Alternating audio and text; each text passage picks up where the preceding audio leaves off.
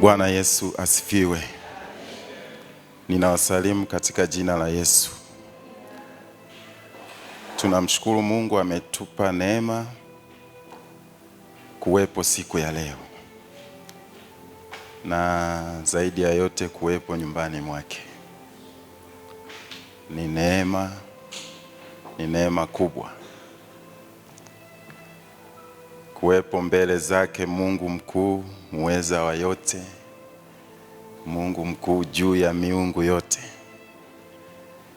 Yeye yupo pamoja nasi asubuhi ya leo, na Bwana amesema nasi, ametuhudumia katika ibada ya kusifu na kuabudu na katika matoleo. Yupo katikati yetu. Katika neno lake amesema, walipo wawili au watatu wamekusanyika kwa jina langu, yeye anasema nipo katikati yao.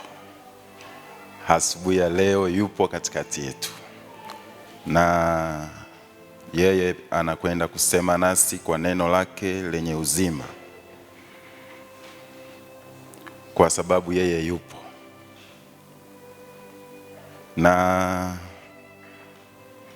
namshukuru Mungu kupata nafasi hii na mtumishi wa Mungu, na simama kwa ujasiri kwa sababu kwanza ameniombea, na Mungu wetu ni mwema. Asubuhi ya leo tutaliangalia neno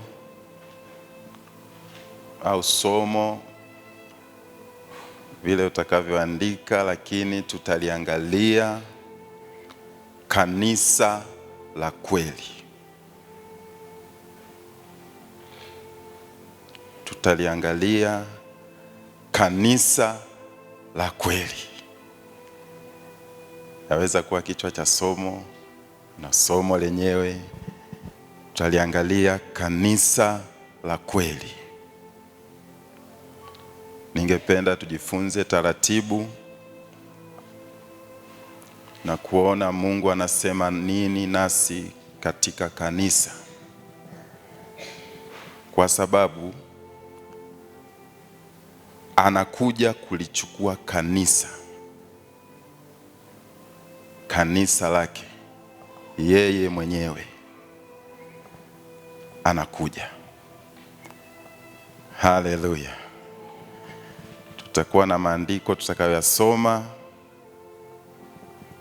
yanaweza kuwa mengi au machache, lakini tutayasoma hayo.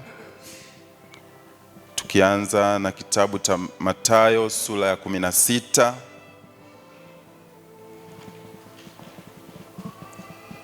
Mathayo sura ya 16 mstari wa 13 mpaka 20. Nitasoma katika jina la Yesu. Basi Yesu akaenda zake pande za Kaisaria Filipi. Akauliza wanafunzi wake akasema, watu hunena mwana wa Adamu kuwa ni nani? Wakasema, wengine hunena u Yohana Mbatizaji, wengine Eliya, wengine Yeremia au mmojawapo wa manabii. Akawaambia, nanyi mwaninena mimi kuwa ni nani? Simoni Petro akajibu akasema, wewe ndiwe Kristo, mwana wa Mungu aliye hai. Yesu akajibu akamwambia, heri wewe Simoni Bariona, kwa kuwa mwili na damu havikukufunulia hili, bali Baba yangu aliye mbinguni. Nami nakuambia, wewe ndiwe Petro, na juu ya mwamba huu nitalijenga kanisa langu,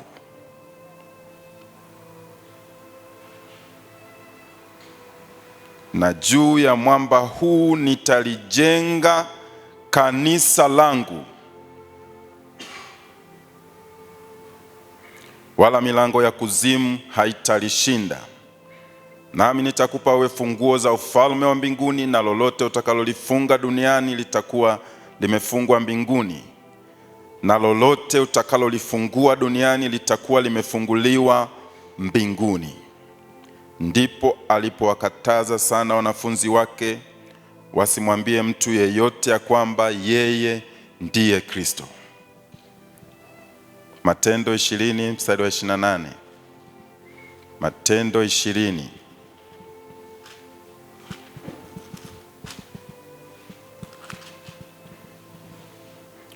mstari wa 28. Tasoma katika jina la Yesu. Jitunzeni nafsi zenu na lile kundi lote nalo ambalo Roho Mtakatifu amewaweka ninyi kuwa waangalizi ndani yake, mpate kulilisha kanisa lake Mungu alilolinunua kwa damu yake mwenyewe. Analijenga kanisa ambalo milango ya kuzimu haitalishinda. Na hapa anasema kulilisha kanisa lake Mungu alilolinunua kwa damu yake mwenyewe. Zaburi 74 mstari wa 2. Zaburi 74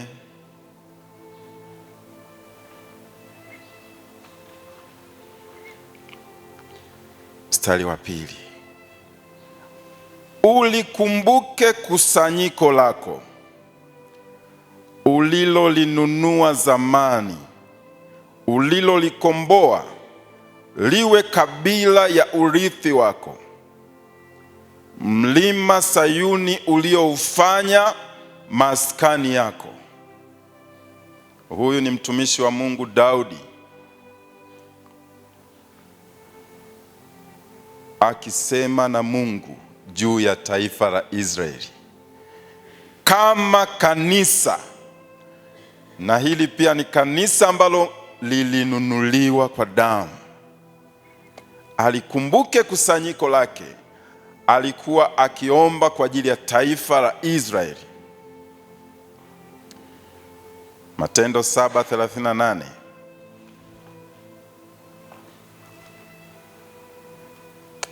Haleluya. Matendo 7:38.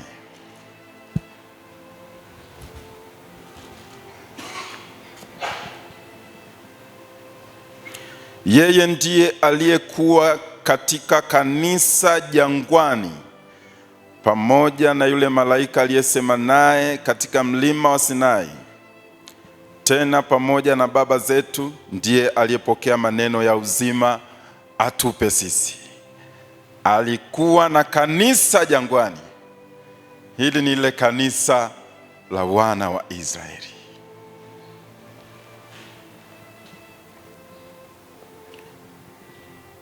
Neno kanisa, leo tunajifunza kanisa.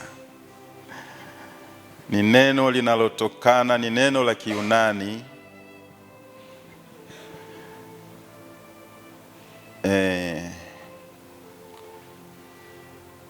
kwa Kiyunani inaitwa eklesia, kwa ajili tu ya kujenga ufahamu, lakini sio lazima sana. Lakini maana yake ni watu walioitwa.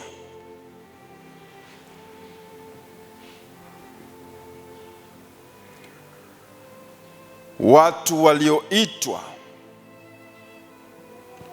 watoke kwa wenzao, kama vile wana wa Israeli walivyoitwa wakatoka katika nchi ya Misri.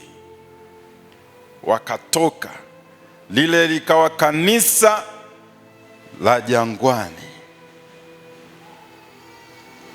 na lilikuwa kanisa la ajabu sana, kwa sababu lilikuwa linaongozwa na Mungu mwenyewe kwa nguzo ya wingu mchana na kwa nguzo ya moto usiku.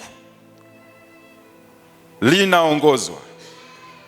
Ile safari ni fupi sana kutoka Misri mpaka Israeli. Hata kama wangekuwa watu wanatembea tu kwa miguu tu hivi, wiki tu, hata wiki haishi wamefika. Lakini njia aliwaongoza Mungu mwenyewe.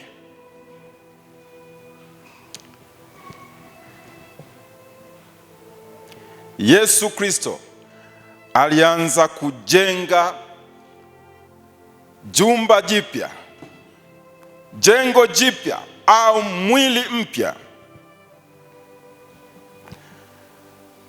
Hili ni jengo jipya ambalo Yesu analijenga, kanisa lake, mwili wake, ambao unawaunganisha lile kanisa la Wayahudi la jangwani na kanisa la Wamataifa. Wamataifa ni sisi wote nje ya taifa la Israeli, wote, iwe Ulaya, iwe China, iwe wapi, hao wote ni mataifa nje na taifa la Israeli. Yesu Kristo anasema ninalijenga kanisa ambalo linaunganisha Wayahudi na Wamataifa, sisi sote. Haleluya, tunaunganishwa katika kanisa hili.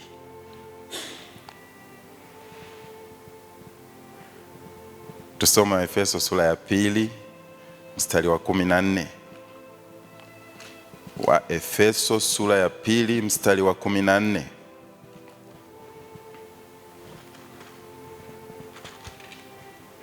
Kwa maana yeye ndiye amani yetu, aliyetufanya sisi sote tuliokuwa wawili kuwa mmoja, akakibomoa kiambaza cha kati kilichotutenga, na akisha kuondoa ule uadui kwa mwili wake, ndiyo sheria ya amri zilizo katika maagizo, ili afanye hao wawili kuwa mtu mpya mmoja ndani ya nafsi yake, akafanya amani, akawapatanisha wote wawili na Mungu katika mwili mmoja kwa njia ya msalaba, akisha kufisha ule uadui kwa huo msalaba, akaja akahubiri amani kwenu ninyi mliokuwa mbali, na amani kwao wale waliokuwa karibu.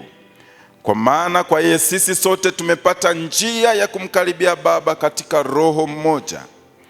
Basi sasa, tangu sasa ninyi si wageni wala wapitaji, bali ninyi ni wenyeji pamoja na watakatifu, watu wa nyumbani mwake Mungu. Mmejengwa juu ya msingi wa mitume na manabii, na Yesu mwenyewe ndiye jiwe kuu la pembeni. Katika yeye jengo lote linaungamanishwa vema na kukua hata liwe hekalu takatifu katika Bwana. Katika yeye ninyi nanyi mnajengwa pamoja kuwa maskani ya Mungu katika Roho. Wayahudi na wasio Wayahudi, wa mataifa, sote tumejengwa kuwa maskani ya Mungu, kuwa kitu kimoja. Kile kiambaza kilichotutenganisha Yesu alikiondoa kwa njia ya msalaba wake, kwa njia ya msalaba.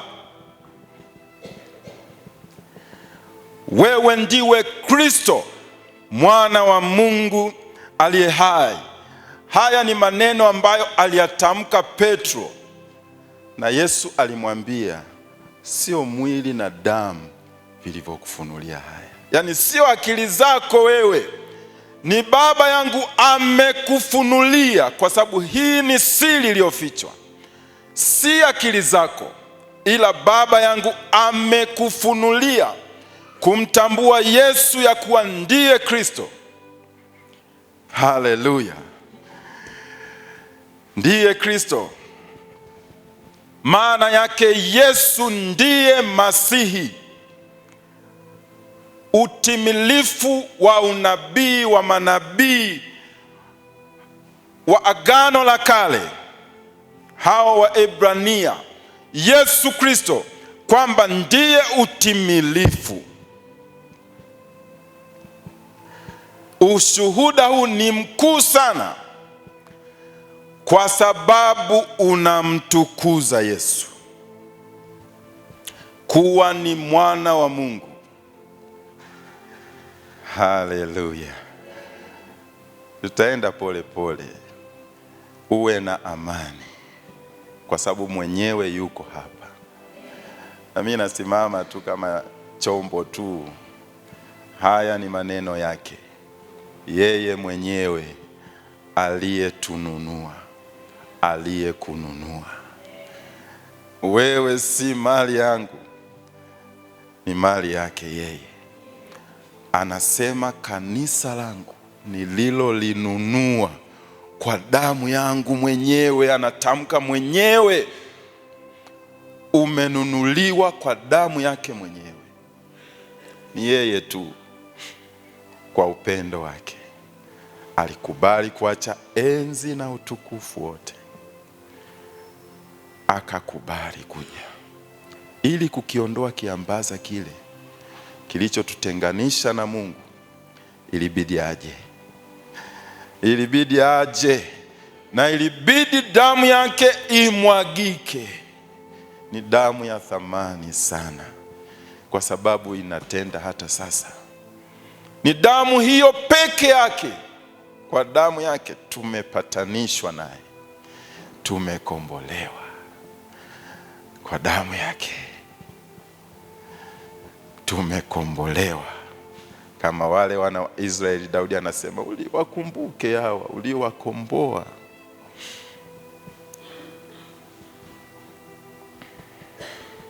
Na kwamba Yesu Kristo, Yesu Kristo ameinuliwa juu ya wanadamu wote.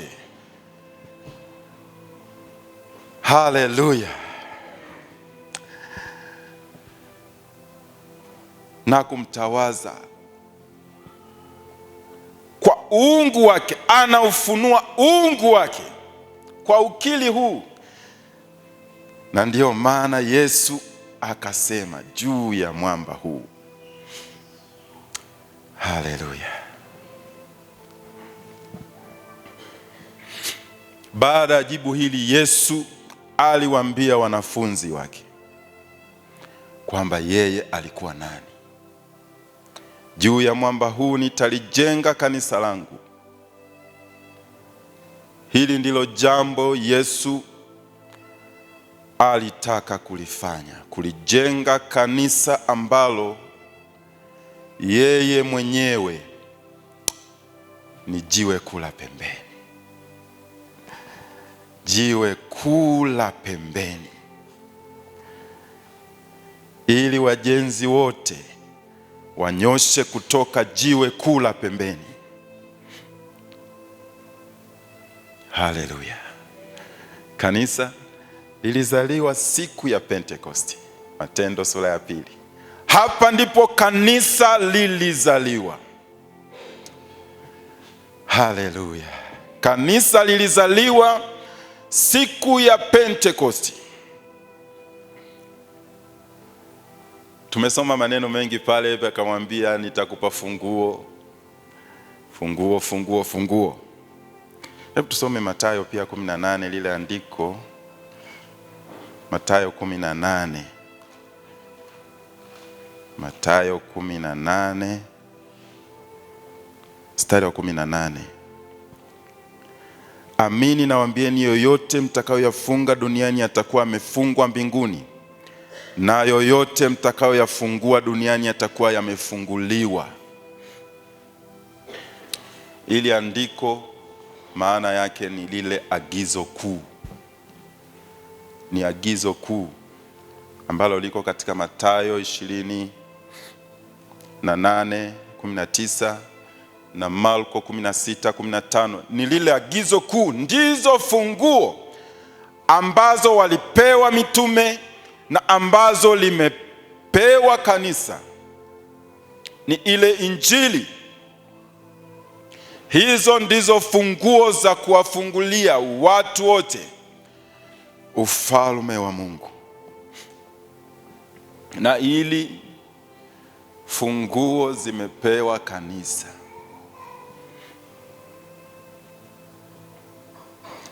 Tusome Waebrania 12:23. Waebrania 12:23.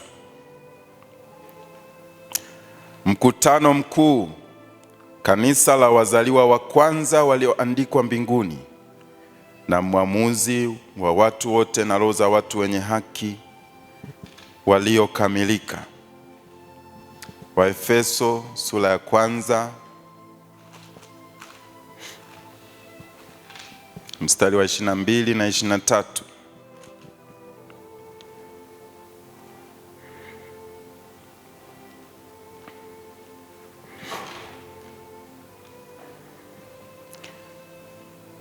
Akavitia vitu vyote chini ya miguu yake, akamweka awe kichwa juu ya vitu vyote kwa ajili ya kanisa, ambalo ndilo mwili wake, ukamilifu wake anayekamilika kwa vyote. Yesu Kristo ndiye kichwa cha kanisa juu ya vitu vyote. Katika Biblia iko mifano mbalimbali ielezayo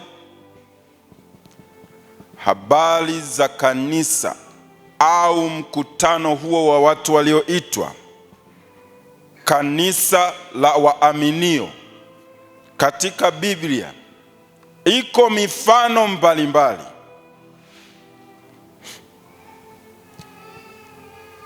Mfano wa kwanza wa kanisa ni kama Waisraeli wakitoka Misri, taifa lilochaguliwa kwa njia ya damu, sababu mwanakondoo alichinjwa na ile damu akaipaka katika miimo ya mlango. Ile tu ilikuwa ndio usalama wao. Yule malaika aliyekuwa anapita kuua wazaliwa wa kwanza, akiona tu ile damu anapita, ana pass over anapita. Damu tu ilikuwa inawapa usalama, walikombolewa kwa damu. Kutoka 19 mstari wa 6. Kutoka 19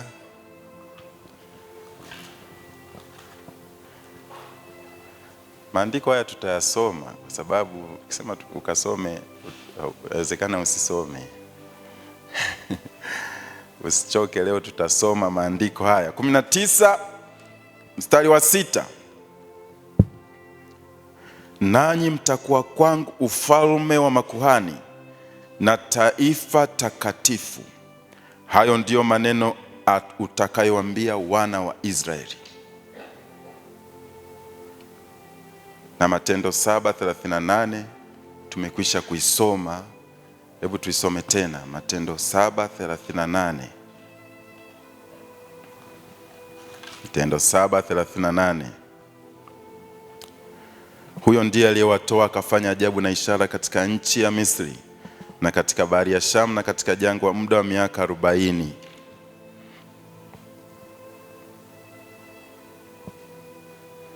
Musa huyo ndiye aliyewaambia Waisraeli, Bwana Mungu wenu atawainulia nabii katika ndugu zenu kama mimi, msikieni yeye. Mstari wa 38. Yeye ndiye aliyekuwa katika kanisa jangwani pamoja na yule malaika aliyesema naye katika mlima wa Sinai, tena pamoja na baba zetu ndiye aliyepokea maneno ya uzima.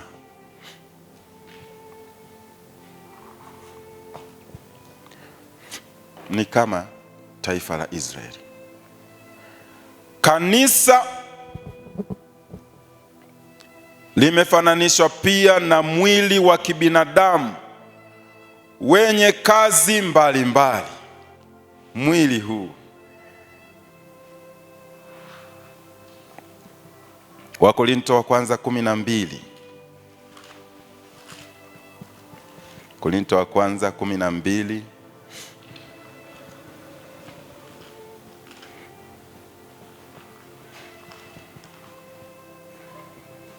mstari wa 18 na 27.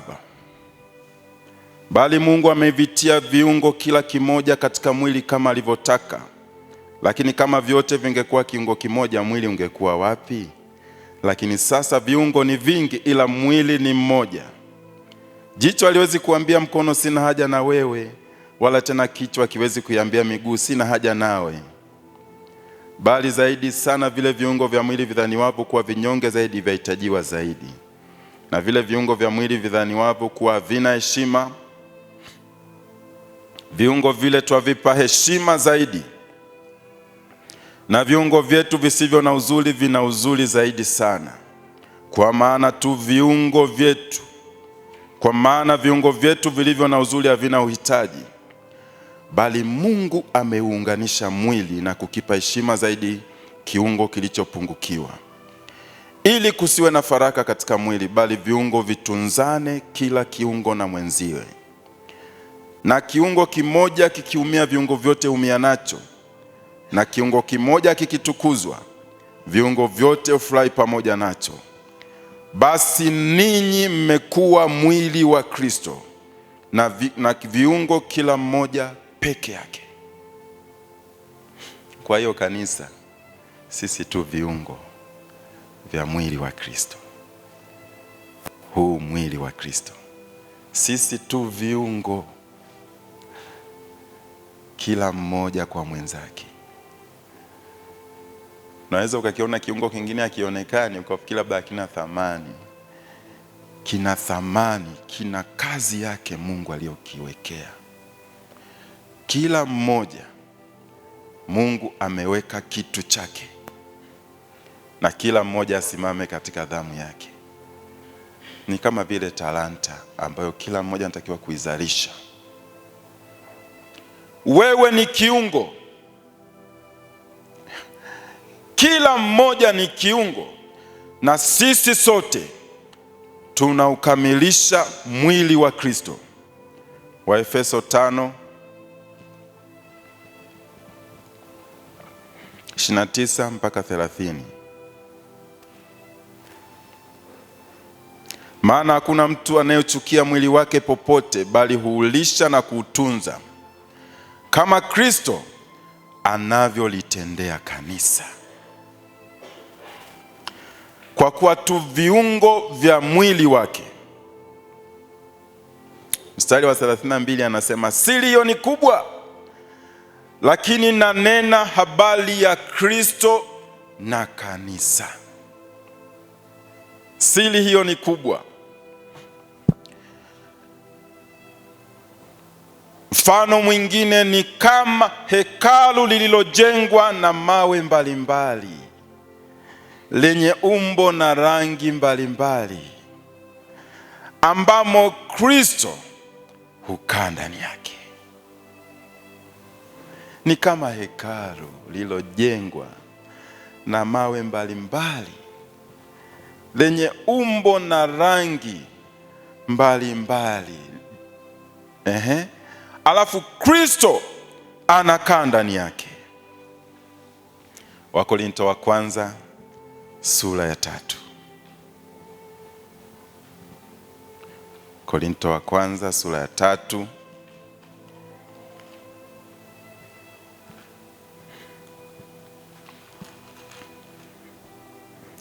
Mstari wa 16 na 17. Hamjui ya kuwa ninyi mmekuwa hekalu la Mungu, na kwa Roho wa Mungu anakaa ndani yenu? Kama mtu akiliharibu hekalu la Mungu, Mungu atamharibu mtu huyo. Kwa maana hekalu la Mungu ni takatifu, ambalo ndilo nyinyi. Umeona? Hekalu la Mungu ambalo ndio sisi. Hekalu la Mungu. Waefeso 2. Waefeso 2:21. Waefeso 2:21 na 22. Katika yeye jengo lote linaungamanishwa vema na kukua hata liwe hekalu takatifu katika Bwana.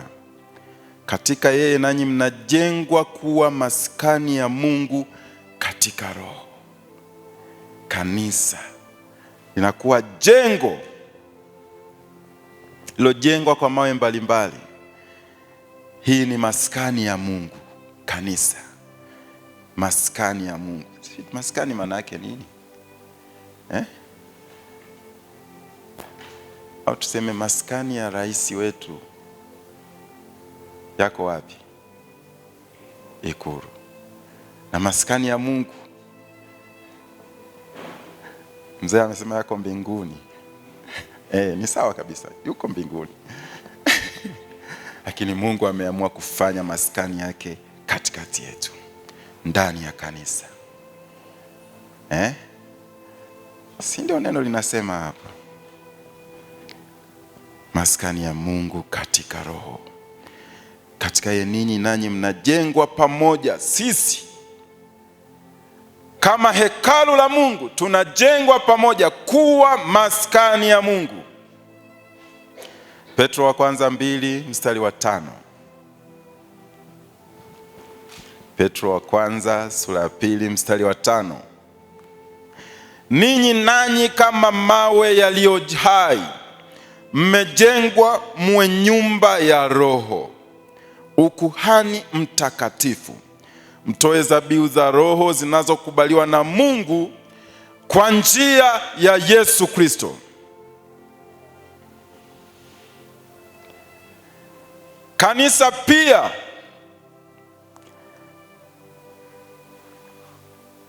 limefananishwa ni kama bibi arusi katika ndoa ya kweli ya upendo, Kristo mwenyewe akiwa bwana arusi. Kwenye Kiswahili kuna harusi, arusi, lakini kwenye maandiko hapa arusi.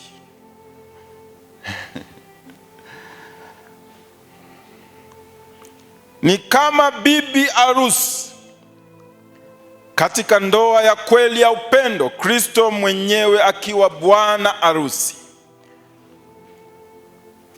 Waefeso sura ya 5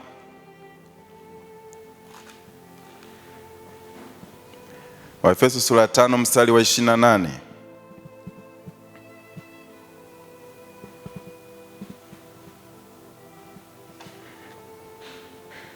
Vivyo hivyo imewapasa waume nao kuwapenda wake zao kama miili yao wenyewe.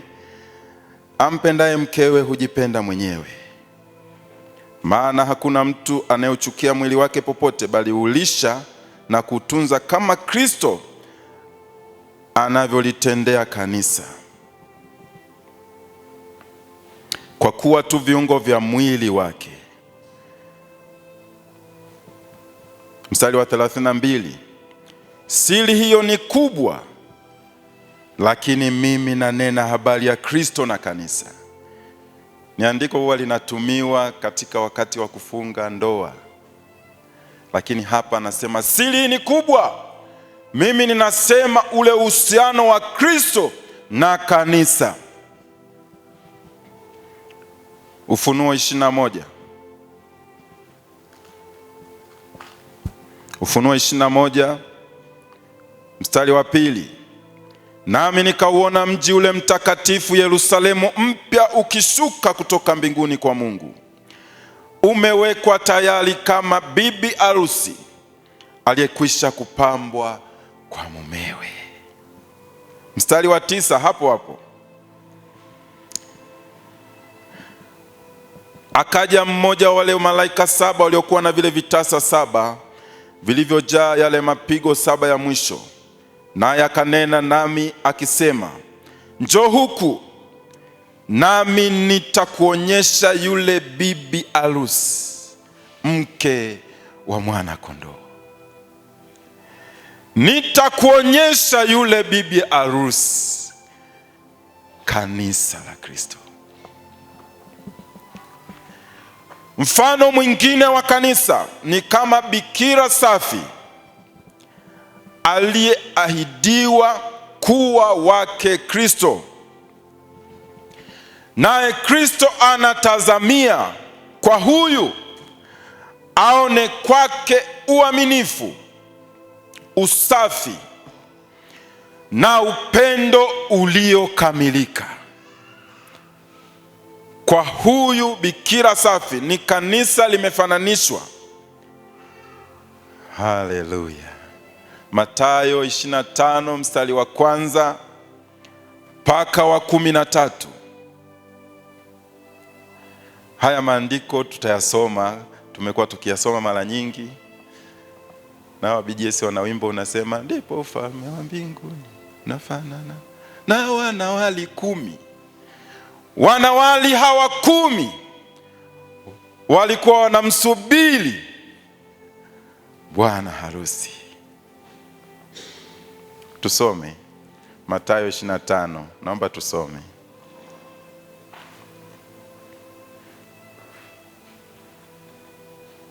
Mathayo 25. Ndipo ufalme wa mbinguni utakapofanana na wanawali 10 waliotoa taa zao wakatoka kwenda kumlaki bwana harusi. 5 wao walikuwa wapumbavu na 5 wenye busara.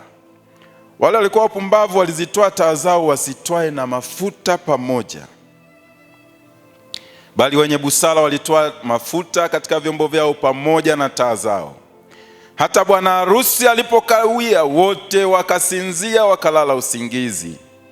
Lakini usiku wa 8 pakawa na kelele, haya bwana harusi, tokeni kwenda kumlaki. Mara wakaondoka wanawali wote, wakazitengeneza taa zao. Wale wapumbavu wakaambia wenye busara, tupeni mafuta yenu kidogo, maana taa zetu zinazimika. Lakini wale wenye busara wakawajibu wakisema, sivyo, hayatatutosha sisi na ninyi. Afadhali shikeni njia mwende kwa wauzao mkajinunulie. Na hao walipokuwa wakienda kununua, bwana harusi akaja. Nao waliokuwa tayari wakaingia pamoja naye harusini, mlango ukafungwa. Halafu wakaja na wale wanawali wengine wakasema, Bwana, Bwana, utufungulie. Kajibu akasema, amini nawaambia, siwajui ninyi. Kesheni, kwa sababu hamuijui siku wala saa. Hili ni neno la Mungu. Hatujui. Wakorinto wa pili sura ya 11. Korinto wa pili sura ya 11.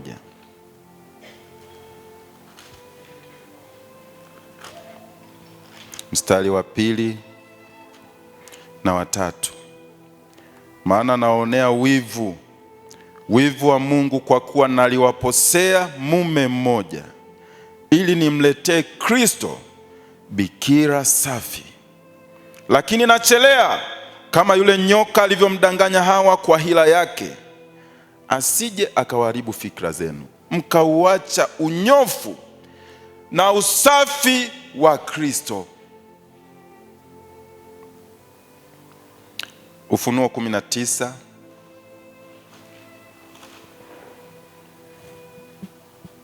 mstari wa 7 na wa 8. Na tufurahi tushangilie, tukampe utukufu, kwa kuwa arusi ya mwana kondoo imekuja, na mkewe amejiweka tayari. Na amepewa kitani, na amepewa kuvikwa kitani nzuri ng'arayo safi, kwa maana kitani nzuri hiyo ni matendo ya haki ya watakatifu.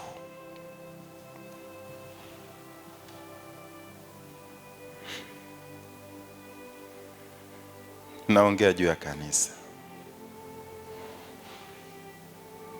Leo katika dunia yako madhehebu mengi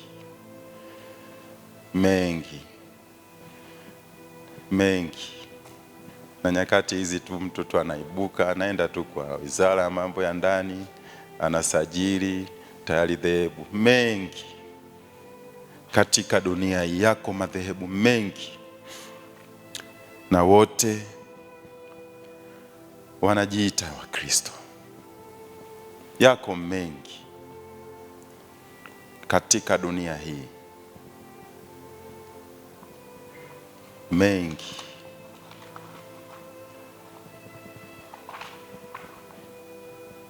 Lakini machoni pa Mungu machoni pa Mungu. Uko mkutano mmoja tu, upo mkutano mmoja tu wa waaminio. Lipo kanisa la kweli lisiloonekana kwa macho haya.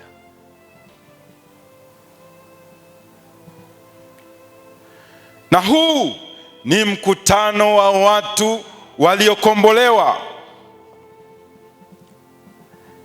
Yesu Kristo analijenga kanisa lake ambalo milango ya kuzimu haitalishinda. Yesu Kristo ndiye aliyelinunua kanisa kwa damu yake mwenyewe. Kanisa,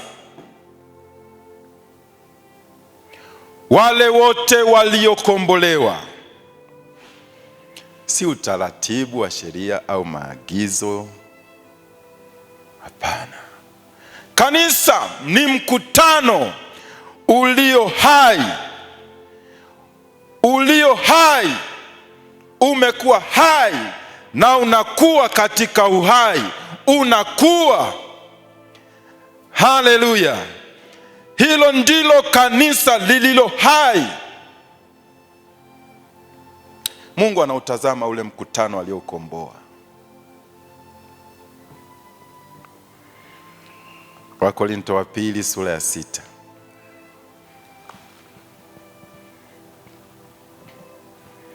Wakorintho wa pili sura ya 6 mstari wa 14.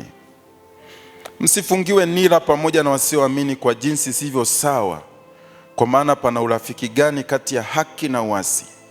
Pana shirika gani kati ya nuru na giza? Tena pana ulinganifu gani kati ya Kristo na Beliali? Pana mapatano gani kati ya hekalu la Mungu na sanamu? Kwa maana sisi tu hekalu la Mungu aliye hai. Kama Mungu alivyosema ya kwamba nitakaa ndani yao na kati yao nitatembea, nitakuwa Mungu wao nao watakuwa watu wangu. Kwa hiyo tokeni katikati yao, mkatengwe nao, asema Bwana, msiguse kitu kilicho kichafu, nami nitawakaribisha. Nitakuwa baba kwenu, nanyi mtakuwa kwangu wanangu wa kiume na wa kike. Mathayo 13.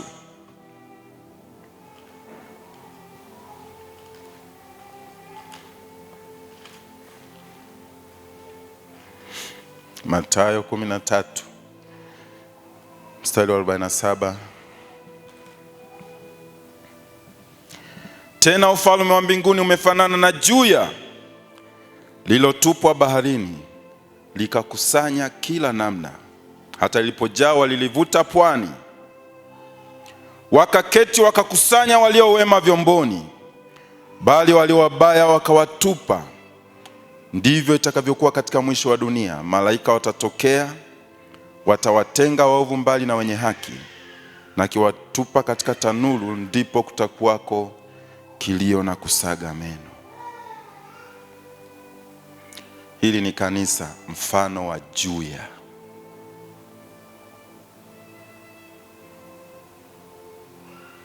Juya limekusanya wote,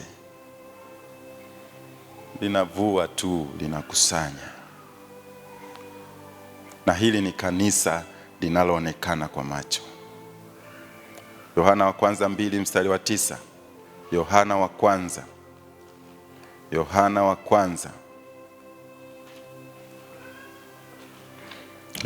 kwanza sura ya 2 mstari wa 9.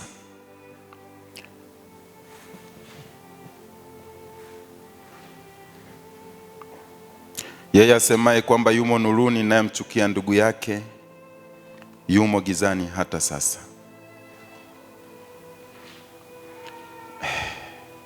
Anamchukia ndugu yake, afu yumo nuruni. Neno la Mungu linasema hata sasa yuko gizani. Maana Roho Mtakatifu anapoingia ndani yetu, analimimina lile pendo lake ndani yetu. Upendo wetu ule unakuwa ni wa Roho Mtakatifu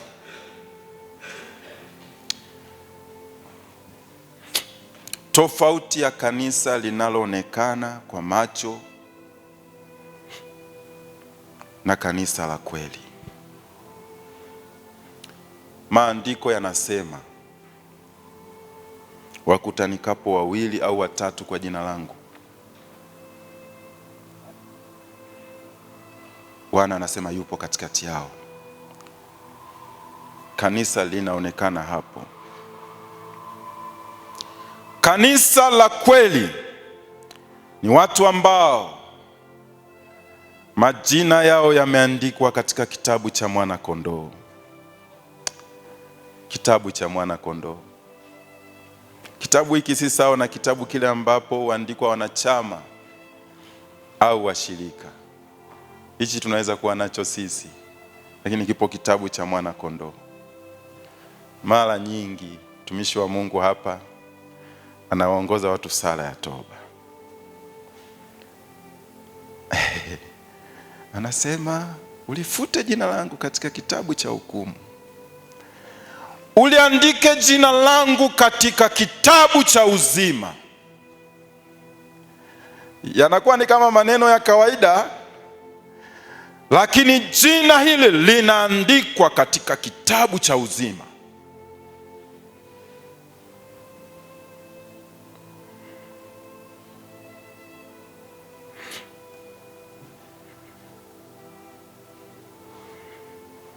Tunaweza kuwa na orodha, lakini orodha katika kitabu cha uzima cha mwana kondoo. Matendo 9:31. Matendo 9.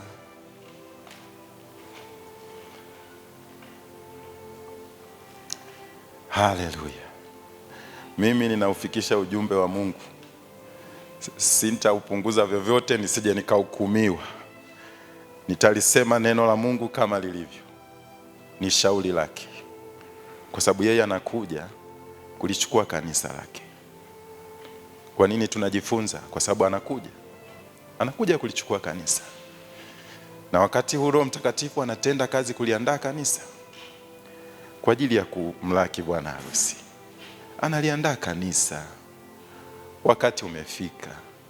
Ni wakati wa kuamka. Amka kutoka katika usingizi. Amka sasa. Wale wanawali walisinzia. Bwana harusi amekawia. Hata sasa watu wanauliza, iko wapi ahadi ile ya kwamba atakuja? Yeye amesema wazi katika Yohana sura 14. Anasema, msifadhaike, na muamini Mungu, niamini na mimi. Nyumbani mwa Baba mna makao mengi, kama sivyo ningeliwaambia. Naenda kuandalia mahali, nami nikisha kuandaa nitakuja niwakaribishe kwangu. Atakuja kutukaribisha kwake. Matendo 9:31. Basi kanisa likapata raha katika Uyahudi wote na Galilaya na Samaria, likajengwa likiendelea na kuongezeka katika kicho cha Bwana. Kanisa linakuwa, linapata raha, linakuwa katika kicho na faraja ya Roho Mtakatifu. Nimesema kanisa la kweli na kanisa linaloonekana kwa macho. Linaloonekana kwa macho ni mkutano wa watu wengi tu. Kama nilivyosema, madhehebu mengi tu wanasema wanamwamini Yesu. Wanakutanika, wanasali, wanamuhimidi Mungu, wanasifu. Hata kumeza mkate. Kwa sehemu moja jana tumemtembelea mtu mmoja akaanza kusema, mimi naanza kula sakramenti mapema ya kesho. Lakini kile alichokuwa na kila cha ajabu. Lakini sisi tulikuwa tumeenda kumuona mtu, yeye alifanya vile. Wanaumega mkate,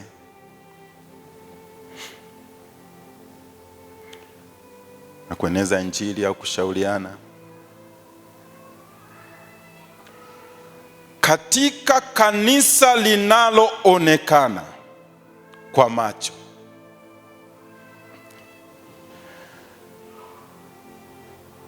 siku zote utakuwapo mkutaniko uliochanganyika. Ni habari ngumu, lakini iko hivyo. Hili kanisa linaloonekana kwa macho siku zote mpaka Yesu atakaporudi litakuwa na mchanganyiko. Yale magugu, ni kweli ngano imepandwa, lakini na magugu yamo. Na wanafunzi walimwambia twende tukayatoe yale magugu. Yesu anasema yaacheni, yaacheni, saa inakuja wavunaji. Na mfano mwingine ni hawa wanawali 10. Huu ndio mchanganyiko.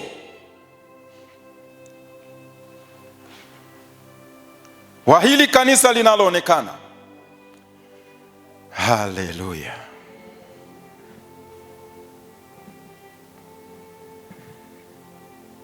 Na kwa sababu hiyo hakutakuwa na umoja wa kweli.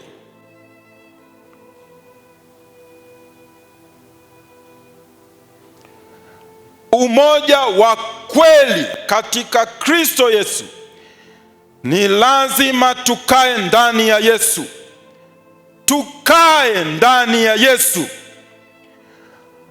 Huu ndio umoja wa kweli katika Roho. Kila mmoja kukaa ndani ya Yesu. Kila mmoja ahakikishe yuko ndani ya Yesu. Bwana Yesu asifiwe.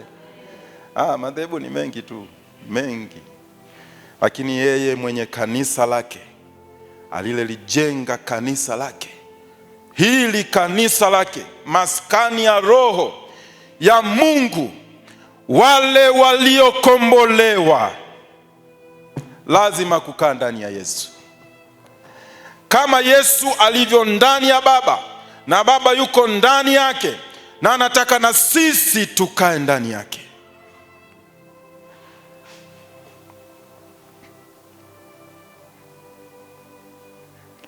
Haleluya. Haijalishi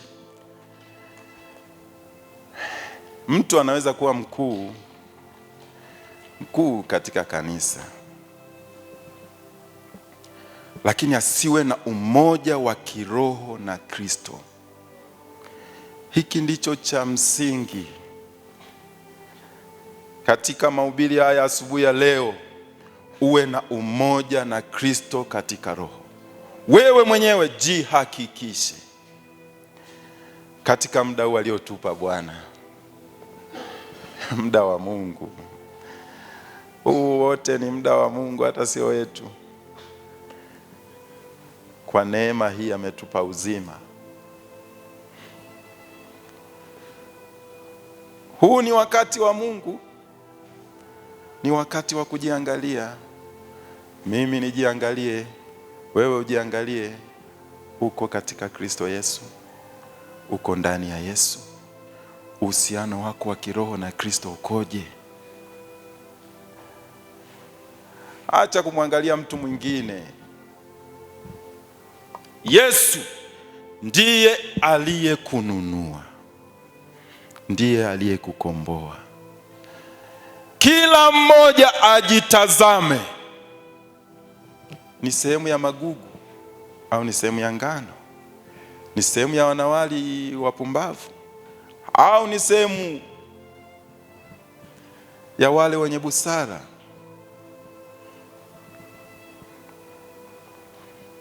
Yesu anasema watakuwepo wawili, mmoja atwaliwa, mmoja achwa. Watakuwepo shambani, mmoja atwaliwa, mmoja achwa. Huu ni unyakuo.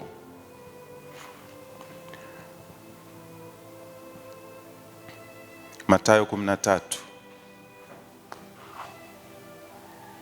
Mathayo 13.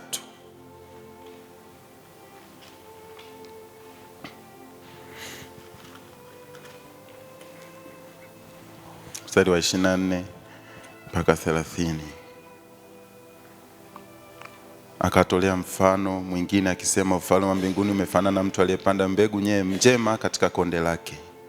Watu walipolala adui naye akapanda magugu katika ngano akaenda zake. Baadaye majani ya ngano yalipomea na kuzaa yakaonekana na magugu. Watu mwenye nyumba wakaenda wakamwambia, Bwana, hukupanda mbegu njema katika konde lako, limepata wapi basi magugu? Akamwambia, adui ndiye aliyetenda hivi. Watumwa wakamwambia, basi wataka twende tukayakusanye? Akasema, la, msije mkakusanya magugu na kuzing'oa ngano pamoja nayo. Viacheni vyote vikue pamoja hata wakati wa mavuno. Na wakati wa mavuno nitamwambia wavunao, yakusanyeni kwanza magugu, mkayafunge matita matita mkayachome, bali ngano ikusanyeni ghalani. Ufunuo 3:5.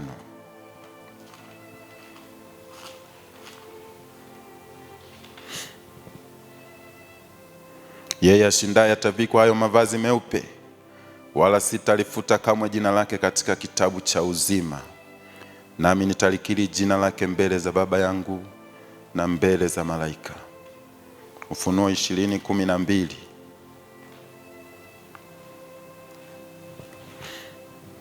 Nikawaona wafu wakubwa kwa wadogo wamesimama mbele ya hicho kiti cha enzi, na vitabu vikafunguliwa, na kitabu kingine kikafunguliwa ambacho ni cha uzima. Na hao wafu wakahukumiwa katika mambo hayo yaliandikwa katika vile vitabu sawa na matendo yao. Mstari wa 15. Na iwapo mtu yoyote hakuonekana ameandikwa katika kitabu cha uzima, alitupwa katika lile ziwa la moto. Kuandikwa katika kitabu cha uzima. Ufunuo 21:27.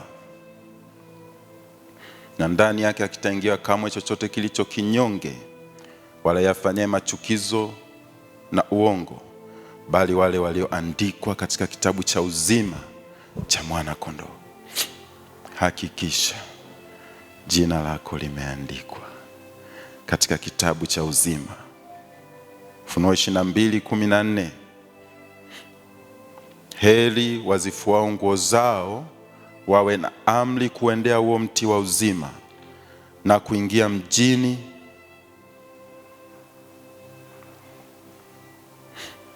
kwa milango yake. Waebrania 10:25.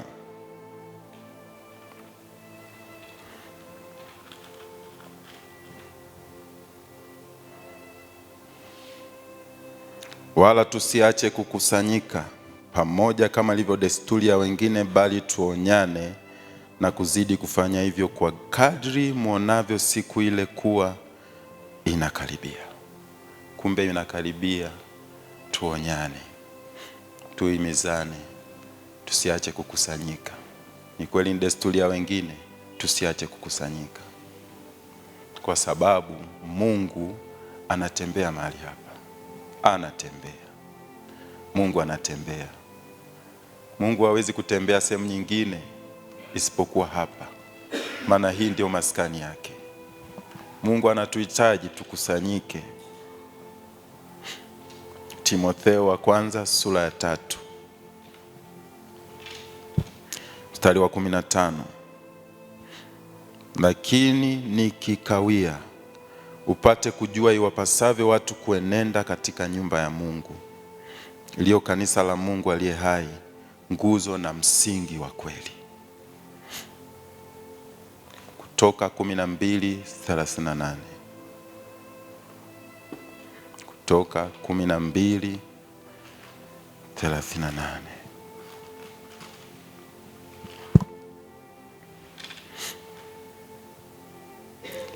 Na kundi kubwa la watu waliochangamana nao wakakwea pamoja nao, na kondoo na ng'ombe, wanyama wengi sana. Tusimame.